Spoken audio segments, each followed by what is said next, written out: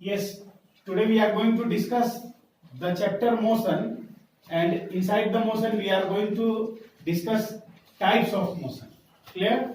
तो मोशन हम लोग देखे लास्ट क्लास में, है ना? डिस्टेंस और डिस्प्लेसमेंट देखे, टाइप्स ऑफ मोशन ये सारा चीज देख लिया, स्केलर वेक्टर भी हम लोग पढ़ चुके हैं। तो अभी हम लोग पढ़ेंगे मोशन। तो मोशन क्या है? Motion is basically divided into two groups. Motion is basically divided into two groups. The first one is uniform motion, and the second one is non-uniform motion.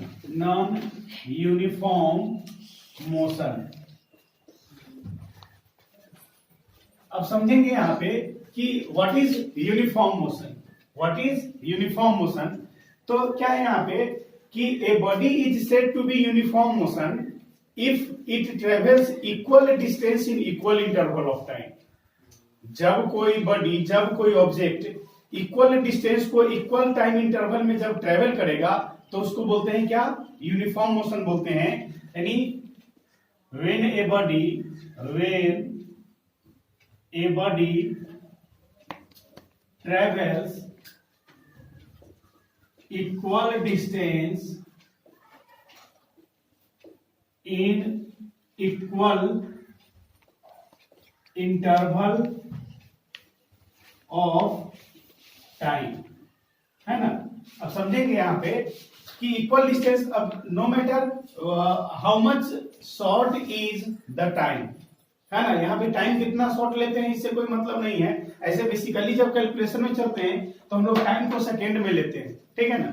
तो क्या है यूनिफॉर्म मोशन की? When a body travels equal distance in equal interval of time. जैसे मान लेते हैं कि पहला 10 मीटर जो है, कोई ऑब्जेक्ट 10 मीटर अगर 1 सेकेंड में चलता है, फिर अगला 10 मीटर भी 1 सेकेंड में चलेगा, फिर अगला 10 मीटर भी 1 सेकेंड में चलेगा। तो इस तरीके से देख रहे हैं क्या कि हर 1 सेकेंड में 10 मीटर चल रहा है, हर 1 सेकेंड में 10 मीटर चल रहा है। तो जब कोई बॉडी इक्वल डिस्टेंस को इक्वल इंटरवल ऑफ टाइम में कवर करता है तो उसको बोलते हैं यूनिफॉर्म मोशन। क्या बोलेंगे उसको? यूनिफॉर्म मोशन बोलेंगे। सेकेंड है नॉन यूनिफॉर्म मोशन। तो यहां पे क्या लिखते हैं कि when a body travels unequal distance in equal interval of time, या फिर equal distance in unequal interval of time, दोनों केसेस में आएगा। यहां पे लिखेंगे कि when A body travels equal distance in not equal interval of time or unequal distance in equal interval of time, है ना? यानी दोनों केसेस में आएगा। जब इक्वल डिस्टेंस ट्रेवल करेगा अनइक्वल इंटरवल ऑफ टाइम में, या फिर अनइक्वल डिस्टेंस ट्रेवल करेगा इक्वल इंटरवल ऑफ टाइम में, तो इस तरह के मोशंस को हम लोग बोलते हैं non uniform motion. As for example यहाँ पे हम लोग देखते हैं कि जैसे पहला 10 किलोमीटर ये चला 2 सेकेंड में, दूसरा 10 किलोमीटर ये चला 5 सेकेंड में, है ना? तीसरा 10 मीटर ये चला 10 मीटर ये चला, है ना, 11 सेकेंड में। दैट मींस यहाँ पे क्या देख रहे हैं कि डिस्टेंस तो सेम है, हर बार डिस्टेंस क्या देखते रहे? 10 मीटर है, ये 2 सेकेंड में चल रहा है, ये अगला 10 मीटर है, ये 5 सेकेंड में चल रहा है, फिर अगला 10 मीटर है, ये 11 सेकेंड में चल रहा है। तो डिस्टेंस हर केसेस में सेम है, लेकिन इंटरवल ऑफ टाइम जो देख रहे हैं, टाइम इंटरवल, ये अलग अलग है, डिफरेंट है, कांस्टेंट नहीं है। तो इसको क्या बोलेंगे? Non uniform motion. क्या बोलेंगे? Non uniform motion. सेकेंडली हम लोग देखते हैं कि पहला 2 सेकेंड में कोई ऑब्जेक्ट जो है वो 10 मीटर चलता है, फिर दूसरा सेकेंड में ऑब्जेक्ट जो है वो 15 मीटर चलता है, फिर तीसरा सेकेंड में ये, फिर अगला 2 सेकेंड में ये 27 मीटर चलता है ना? तो हर केसेस में क्या देख रहे हैं यहाँ पे कि टाइम इंटरवल सेम ले रहे हैं, पहला 2 सेकेंड है उसमें 10 मीटर चला, दूसरा 2 सेकेंड है उसमें 15 मीटर, और तीसरा जो 2 सेकेंड है उसमें 27 मीटर चल रहा है। तो यहाँ पे क्या है कि टाइम को कांस्टेंट रख रहे हैं, तो डिस्टेंस जो है वो क्या है, वेरी कर रहा है। तो दोनों केसेस में क्या है, ये नॉन यूनिफॉर्म मोशन कहलाता है। तीसरा एक और ले लेंगे कि unequal distance travel in unequal interval of time, distance भी अनइक्वल हो और टाइम भी क्या हो, अनइक्वल हो। तो ये तीनों के तीनों कंडीशंस में क्या होगा, नॉन यूनिफॉर्म मोशन कहलाएगा। क्लियर? हम लोग देखें यूनिफॉर्म और नॉन यूनिफॉर्म मोशन के टाइप्स देखें। अब जब इसको हम लोग ग्राफिकल रिप्रेजेंटेशन करते हैं तो यूनिफॉर्म मोशन का ग्राफिकल रिप्रेजेंटेशन जो होगा वो स्ट्रेट लाइन होगा। जैसे हम लोग यहाँ पे डिस्टेंस टाइम ग्राफ अगर हम लोग बनाते हैं, तो डिस्टेंस टाइम ग्राफ बनाते हैं, इसको हम लोग एक्स एक्सिस लेते हैं, ये वाई एक्सिस लेते हैं, ये 0 है, ये 2 है, 4 है, 6 है, 8 है, और फिर यहाँ पे लेते हैं ये 5, 10, 15, 20। इस तरीके से हम लोग एक ग्राफ खींचे। अब देख रहे हैं कि कोई ऑब्जेक्ट पहला 2 सेकेंड में 5 किलोमीटर चल रहा है या 5 मीटर चल रहा है, दूसरा 2 सेकेंड में मतलब क्या हुआ, सेकेंड बढ़ के 4 हो गया, तो ये चल रहा है किस पे, 10 मीटर पे चला गया। अगर तीसरा 2 सेकेंड यानी अब हो गया टाइम कितना, 6 सेकेंड हो गया, ये चला 15 मीटर, और चौथा 2 सेकेंड इसमें हम लोग जो देखते हैं ये 20 मीटर पे चला गया। तो इस तरीके से देख रहे हैं क्या कि इसका जब हम लोग लाइन जब खींचेंगे तो ये एक स्ट्रेट लाइन खिंचाएगा, है ना। तो स्ट्रेट लाइन का जो ग्राफ हम लोग खींचते हैं, ये यूनिफॉर्म मोशन का ग्राफ जो होता है वो हमेशा क्या बनाता है, स्ट्रेट लाइन बनाता है। एक्स वाई जो इसको हम लोग बोलते हैं, ये है टाइम इंटरवल, एक्स एक्सिस के लॉन्ग हम लोग टाइम को रिप्रेजेंट करते हैं, और वाई एक्सिस के लॉन्ग हम लोग डिस्टेंस को रिप्रेजेंट करते हैं। तो डिस्टेंस टाइम ग्राफ में क्या देखें कि यूनिफॉर्म मोशन जो है वो स्ट्रेट लाइन में आ रहा है ना। उसी तरीके से जब हम लोग यहां पे हम लोग लिख देते हैं यूनिफॉर्म मोशन, उसी तरीके से जब हम लोग नॉन यूनिफॉर्म मोशन का डिस्टेंस टाइम ग्राफ बनाएंगे तो ये यहां पे x, ये हो जाएगा हमारा टाइम, ये हो जाएगा हमारा डिस्टेंस। इस केसेस में हम लोग देखते हैं तो क्या देखेंगे, रिप्रेजेंटेशन करते हैं, ये 0 हो जाएगा, ये हो जाएगा 2, 4, 6, 8, इस तरीके से देख रहे हैं। इधर अगर हम लोग लेते हैं 5, 10, 15, 20, तो देख रहे हैं कि पहला 2 सेकेंड में मान लेते हैं कि 5 मीटर चल रहा है, दूसरा जो 2 सेकेंड है उसमें मान लेते हैं कि ये 8 किलोमीटर चल रहा है, तीसरा जो 2 सेकेंड है उसमें मान लेते हैं कि ये 14 किलोमीटर चल रहा है, और चौथा जो 2 सेकेंड है इसमें मान लेते हैं कि ये 18 किलोमीटर चल रहा है। अब इस तरीके से देखेंगे तो यहाँ पे हम लोग देखेंगे कि डिस्टेंस टाइम ग्राफ रिप्रेजेंट कर रहे हैं नॉन यूनिफॉर्म मोशन का, तो इसमें क्या देख रहे हैं कि ये इस तरीके से, है ना, ये कर्व लाइन को रिप्रेजेंट करता है ना। कैसा लाइन बना रहा है, कर्व लाइन को रिप्रेजेंट कर रहा है। तो जब कर्व लाइन को रिप्रेजेंट करेगा तो ये नॉन यूनिफॉर्म मोशन कहलाता है। स्ट्रेट लाइन अगर ग्राफिकल रिप्रेजेंटेशन करते हैं डिस्टेंस टाइम ग्राफ का, और अगर स्ट्रेट लाइन बनता है तो ये यूनिफॉर्म मोशन कहलाएगा, और जब ग्राफिकल रिप्रेजेंटेशन करते हैं डिस्टेंस टाइम ग्राफ का और कर्व लाइन आता है तो इससे क्या पता चलता है, नॉन यूनिफॉर्म मोशन का पता चलता है ना। तो यूनिफॉर्म और नॉन यूनिफॉर्म दोनों हम लोग का क्लियर हुआ। अब एग्जांपल के तौर पे हम लोग देखते हैं कि यूनिफॉर्म मोशन का तो बहुत सारा एग्जांपल हो जाएगा, है ना। नॉन यूनिफॉर्म मोशन में हम लोग देखते हैं जैसे कोई ट्रेन है ना, ट्रेन किसी प्लेटफॉर्म से जब चलना शुरू करता है तो देखोगे स्टार्टिंग में क्या होता है, वो पहले तो रेस्ट फेज में होता है, स्टेशनरी होता है। जैसे ही मतलब वो स्टार्ट करना शुरू करता है तो देखोगे पहले कुछ सेकंड में देखोगे वो धीरे धीरे, है ना, खिसकना शुरू करता है ना। फिर उसके अगले कुछ सेकंड में देखोगे तो उसका रफ्तार और थोड़ा सा बढ़ जाता है ना, मतलब वो मोशन में आ गया। फिर थोड़ा कुछ समय सेकंड बीतेगा तो देखोगे उसका स्पीड और बढ़ जाता है, और से उसका टाइम बढ़ेगा तो और स्पीड बढ़ेगा, फिर टाइम बढ़ेगा, फिर स्पीड बढ़ेगा, और इस तरीके से देखते हैं कि जैसे जैसे टाइम बढ़ते गया वैसे वैसे उसका स्पीड बढ़ता चलता चला जा रहा है। है ना।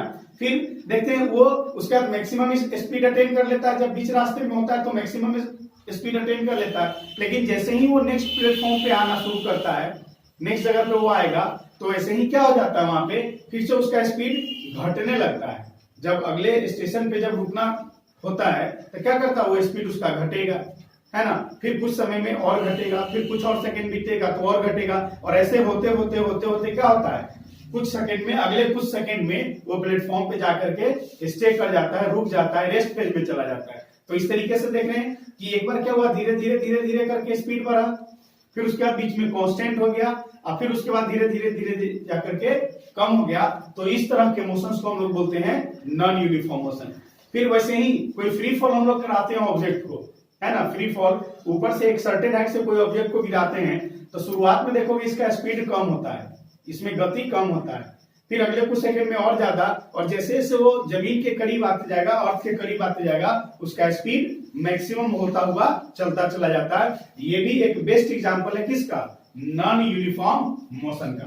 तो इस तरीके से हम लोग देखें मोशन, टाइप्स ऑफ मोशंस में देखें, है ना। अब इसके बाद जो हम लोग देखते हैं कि मोशन तो हम लोग पढ़ लिए, अब इसी के अकॉर्डिंग हम लोग पढ़ेंगे स्पीड, वेलोसिटी एंड एक्सीलरेशन, ये तीन चीज को पढ़ना है ना। मोशन हम लोग का क्लियर, स्पीड, वेलोसिटी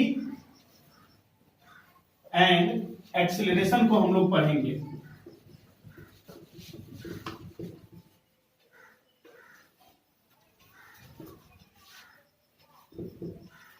तो स्पीड, वेलोसिटी, एक्सीलरेशन है, ये तीन टॉपिक हम लोग को पढ़ना है ना। स्पीड, वेलोसिटी एंड एक्सीलरेशन,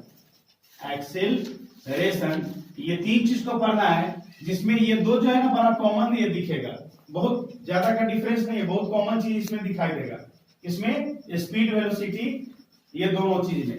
तो हम लोग जो देखेंगे यहाँ पे कि मोशन को, यहाँ जो हम लोग ये क्यों पढ़ रहे हैं, तो मोशन को तीन टर्म से हम लोग डिस्क्राइब करते हैं, मोशन को तीन टर्म से डिस्क्राइब करते हैं।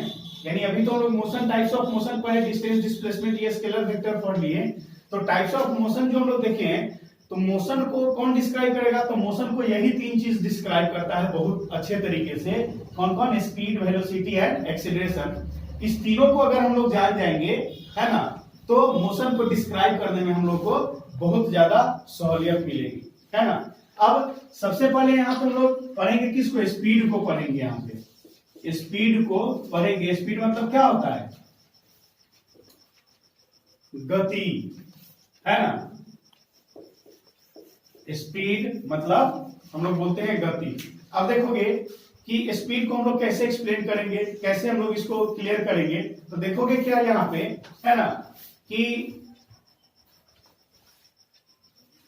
कोई कार अगर मूव कर रहा है ना, तो कार में अगर मोशन है, कार में मूवमेंट है, तो हम लोग इजिली डिटेक्ट कर लेते हैं कि वो मूव कर रहा है ना। यानी जब हम लोग खुली आंखों से उसको देख लेते हैं, जब ऑब्जर्व करते हैं, तो वो दिखाई देता है कि कोई कार जो वो मूव कर रहा है या नहीं मूव कर रहा है ना।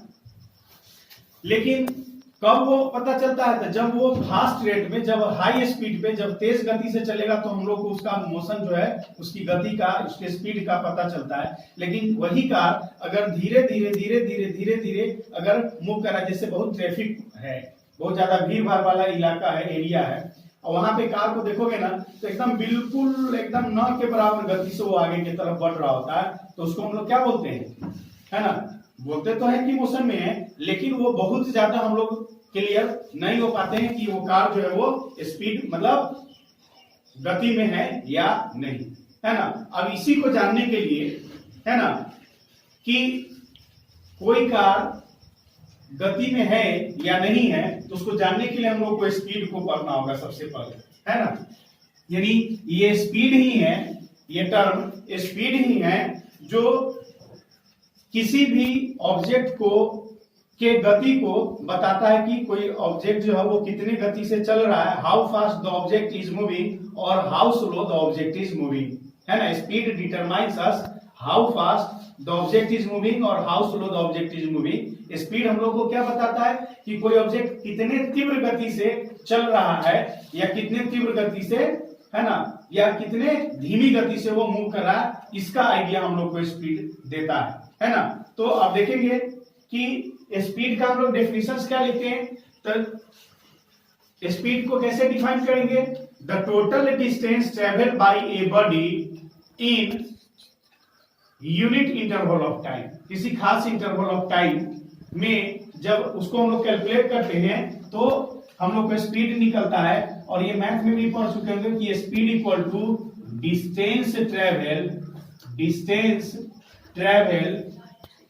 ट्रेवल बाय टाइम टेकन, है ना। यानी कैसे हम लोग डिस्क्राइब करेंगे कि distance travel by a body को बाय पर यूनिट टाइम, है ना, distance travel by body per unit time. जब ये हम लोग करते हैं तो इससे हम लोग को स्पीड का पता चलता है ना, किसका पता चलता है, स्पीड का।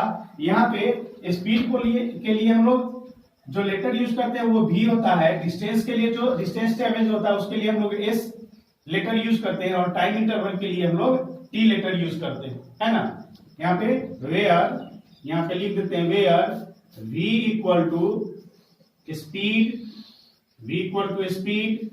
है ना, s इक्वल टू होता है डिस्टेंस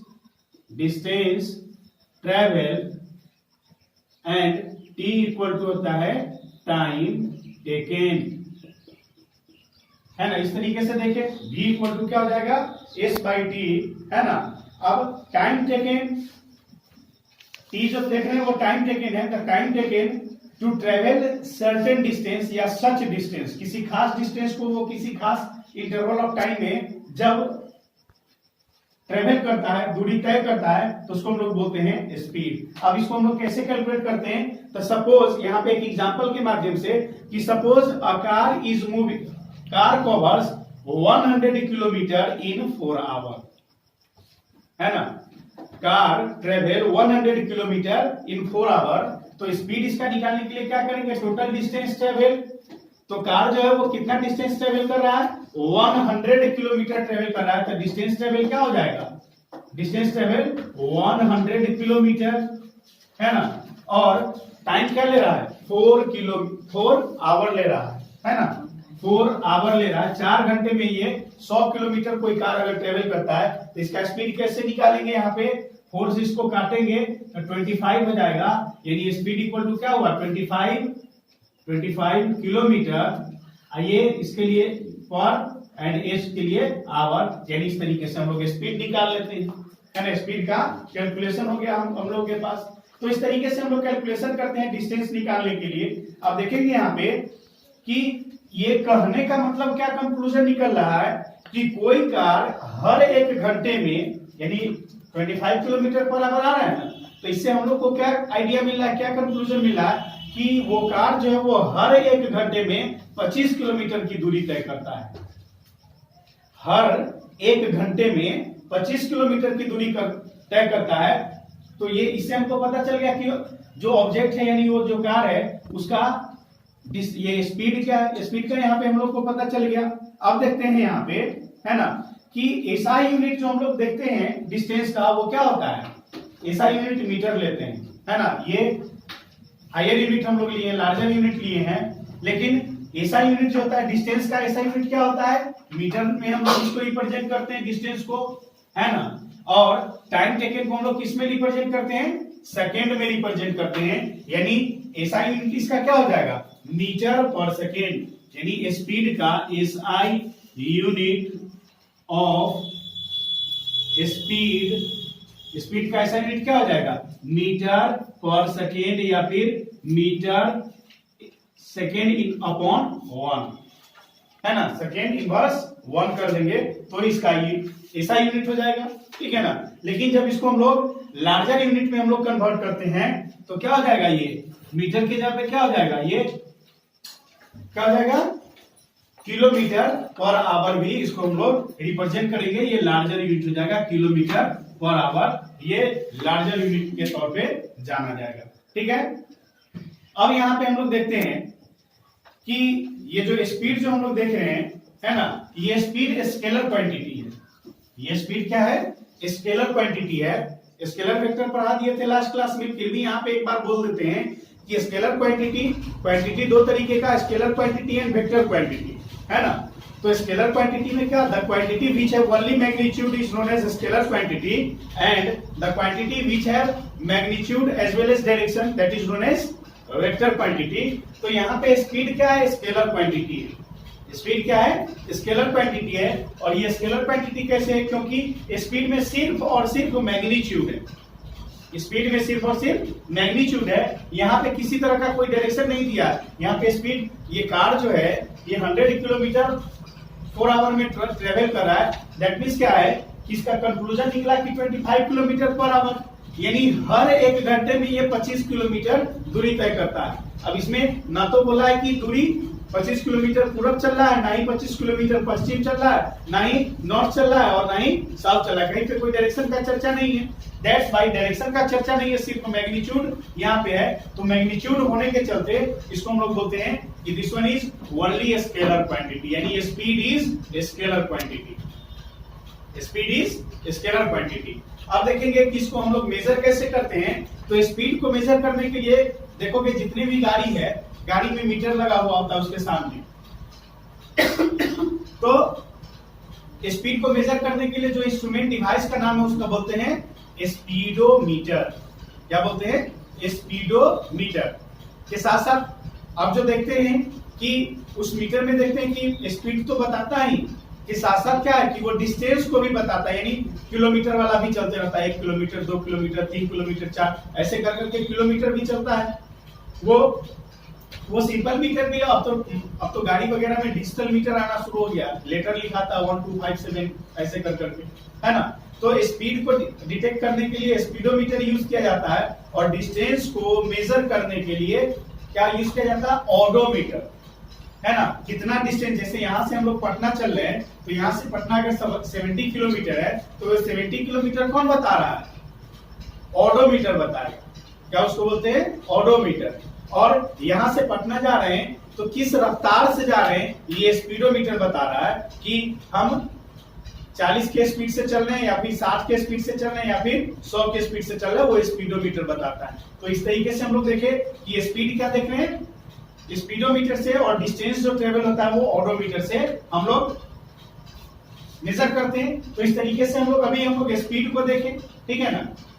तो स्पीड में हम लोग नॉर्मल स्पीड को देखे हैं। इसके बाद जो हम लोग सेकेंड पढ़ते हैं ये है हमारा क्या, एवरेज स्पीड। सेकेंड जो हम लोग पढ़ेंगे इसी में, स्पीड तो पढ़ लिए नॉर्मल, उसके बाद हम लोग पढ़ते हैं एवरेज स्पीड। एवरेज स्पीड क्या होता है ये समझेंगे, स्पीड में ही, स्पीड का ही सेगमेंट है ना, average speed, average speed. Average speed मतलब क्या होता है, औसत गति इसको बोलते हैं। In Hindi this is called as the औसत गति। जैसे एवरेज स्पीड को यहाँ पे थोड़ा सा एग्जांपल्स के माध्यम से समझेंगे कि जैसे यहाँ से मान लेते हैं कि हम लोग पटना के लिए चल रहे हैं, है ना, या फिर मान लेते हैं कि कोई पोजीशन ले रहे हैं, ये पॉइंट ए है और यहाँ से दूसरा कोई ऑब्जेक्ट है जो पॉइंट बी तक जा रहा है।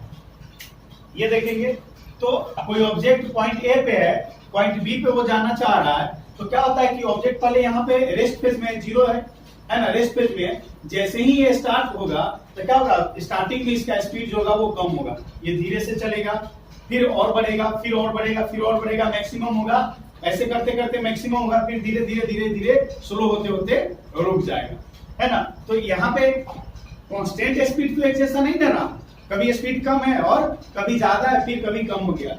दूसरा एक एग्जांपल लेते हैं कि मान लेते हैं कि हम लोग अपने घर से शहर के लिए निकलते हैं। तो अपने घर से शहर के लिए निकलते हैं तो क्या गाड़ी शुरू करते हैं, गाड़ी जब स्टार्ट होता है तो क्या वो एक बार में ही 50 के रफ्तार में चलना शुरू होता है, ऐसा तो नहीं है। वो स्टार्टिंग में क्या होता है, बड़ी स्लो चलता है, फिर रास्ते में जब खाली जगह मिला, ब्लैंक स्पेस मिलता है, तो वो बड़ी फास्ट ट्रैक पे चलता है। फिर जैसे ही कुछ ट्रैफिक प्रॉब्लम होगा तो फिर उसका स्पीड जो है वो स्लो हो जाएगा, है ना। फिर जब खाली मिलेगा तो फिर वो क्या होगा, फास्ट ट्रैक पे चलना शुरू करेगा, बड़ी तेज गति से चलना शुरू करता है। तो इस तरीके से क्या देख रहे हैं कि उसका स्पीड हर कुछ समय पे बढ़ रहा है, घट रहा है, बढ़ रहा है, घट रहा है, बढ़ रहा है, घट रहा है, इस तरीके से देखते हैं। तो ये स्पीड बढ़ने घटने के चलते, है ना, ये स्पीड बढ़ने घटने के चलते हम लोग मतलब एक सिंपल स्पीड के तौर पे नहीं निकाल पाते हैं। यहाँ पे जो हम लोग कैलकुलेट करते हैं वो कहलाता है एवरेज स्पीड। क्या कहलाता है? Average speed. यानी जहां पे स्पीड कांस्टेंट नहीं होगा, स्पीड बढ़ेगा भी स्पीड घटेगा भी, यानी स्पीड बढ़ना घटना मतलब क्या कि किसी खास इंटरवल ऑफ टाइम में जितना दूरी ट्रेवल कर रहा है, जितना डिस्टेंस ट्रेवल कर रहा है, ये कांस्टेंट नहीं है ना। तो इसको हम लोग बोलते हैं एवरेज स्पीड। यहाँ पे निकालेंगे और एवरेज स्पीड निकालने का जो फॉर्मूला होता है एवरेज स्पीड, सेम फॉर्मूला होता है, बस केवल सर्टेन वर्ड का यहाँ पे चेंजेस आते हैं वर्ड में। कि एवरेज स्पीड निकालने के लिए हम लोग क्या करते हैं, total distance travel, total distance travel by total time taken, total time taken, है ना। अब जैसे यहाँ पे समझ लेते हैं कि हम लोग अपने घरों से मान लेते हैं कि पटना के लिए चल रहे हैं, है ना। तो पटना के लिए चले तो घर से चले, घर से चलने के बाद क्या हुआ, रास्ते में मान लेते हैं कि रेलवे गुमटी आ गया, तो उसका तो कोई ट्रेन क्रॉस कर रहा है, तो रेलवे गुमटी जाम मतलब रुका हुआ है, वहां पे हम लोग रुके, है ना। तो घर पे चले, घर पे जिस समय चले वो टाइम हम लोग देख लेते हैं, घर पे जो चले वो टाइम देख लिए कि मान लेते हैं घर पे चले ये सुबह के 9 बजे यानी 9 AM में चले। 9 AM में चलने के बाद क्या हुआ, आधा घंटा गाड़ी चला, है ना, और आधे घंटे के बाद क्या हुआ, ये गाड़ी जो है वो रुक गया रेलवे गुमटी पे, है ना। फिर यहां से गाड़ी चला, चलते गया चलते गया चलते गया चलते गया, है ना। 9:45 में क्या हुआ, 9:45 में ये गाड़ी जो है वो किसी कारण से मान लेते हैं कि पंचर हो गया, है ना। अब पंचर हो गया तो उस दुकान पे जाकर के रुकेगा, ठीक है, रुक करके उसको बनवाया, फिर उसके बाद चला तो 10:15 में इसका तेल जो वो खत्म होने लगा, तो ये फिर पेट्रोल लिया, यहाँ पे पेट्रोल लिया, यहाँ पे पंचर बनवाया, है ना। और यहाँ पे क्या है, रेलवे ट्रैक के कारण रुका था।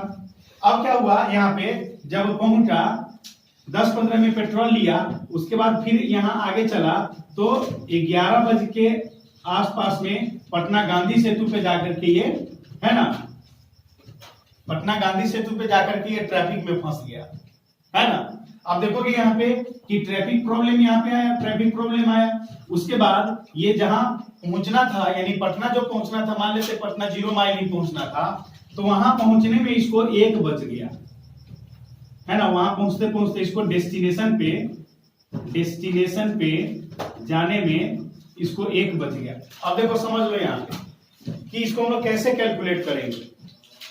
तो यहां से पटना जो है यानी टोटल डिस्टेंस, यहाँ गाड़ी में तो ऑडोमीटर लगा हुआ है, तो उस ऑडोमीटर में देखे तो टोटल डिस्टेंस जो है ये ट्रेवल कितना हुआ, 70 किलोमीटर, 70 किलोमीटर ये डिस्टेंस ट्रेवल किया है। एवरेज स्पीड निकाल रहे हैं, एवरेज स्पीड निकाल रहे हैं, तो टोटल डिस्टेंस ये कितना ट्रेवल किया, 70 किलोमीटर ये डिस्टेंस ट्रेवल किया है ना।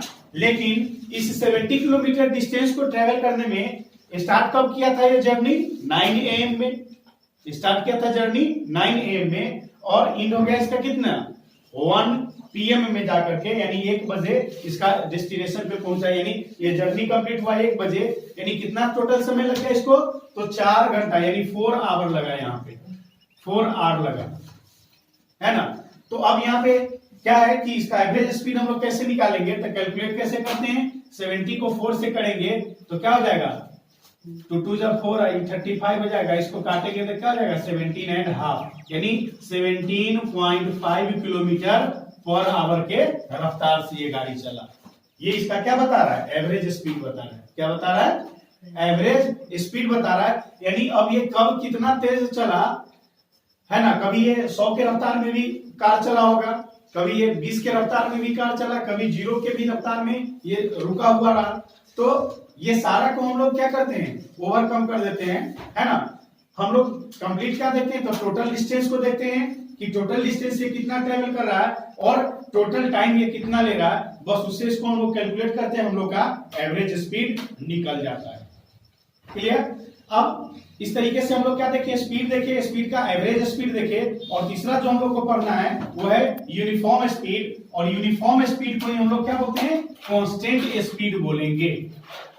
यूनिफॉर्म स्पीड को ही हम लोग कांस्टेंट स्पीड बोलेंगे। ये तीन चीज को हम लोग समझेंगे, हमारा ये स्पीड सेगमेंट जो है वो खत्म हो जाएगा। यूनिफॉर्म स्पीड है ना। अब यूनिफॉर्म स्पीड किसको बोलते हैं, है ना। तो जब भी कोई ऑब्जेक्ट इक्वल डिस्टेंस को इक्वल इंटरवल ऑफ टाइम में कवर करेगा, जब भी कोई ऑब्जेक्ट इक्वल डिस्टेंस को इक्वल इंटरवल ऑफ टाइम में कवर करेगा तो उसको हम लोग बोलते हैं यूनिफॉर्म स्पीड। क्या बोलेंगे उसको, यूनिफॉर्म स्पीड बोलते हैं। अब इसके लिए सिंपल है, जैसे मान लेते हैं कि कोई ऑब्जेक्ट पहले आवर में 60 किलोमीटर चला, दूसरे आवर में भी, है ना, सेकेंड आवर में भी, फर्स्ट आवर में भी 60 किलोमीटर, सेकेंड आवर में भी 60 किलोमीटर चला, थर्ड आवर में भी 60 किलोमीटर डिस्टेंस ट्रेवल किया, और फोर्थ आवर में भी ये 60 किलोमीटर डिस्टेंस ट्रेवल किया। इस तरीके से हर जितना घंटा बीत रहा है उतने घंटे में ये 60 किलोमीटर डिस्टेंस ट्रेवल करता है।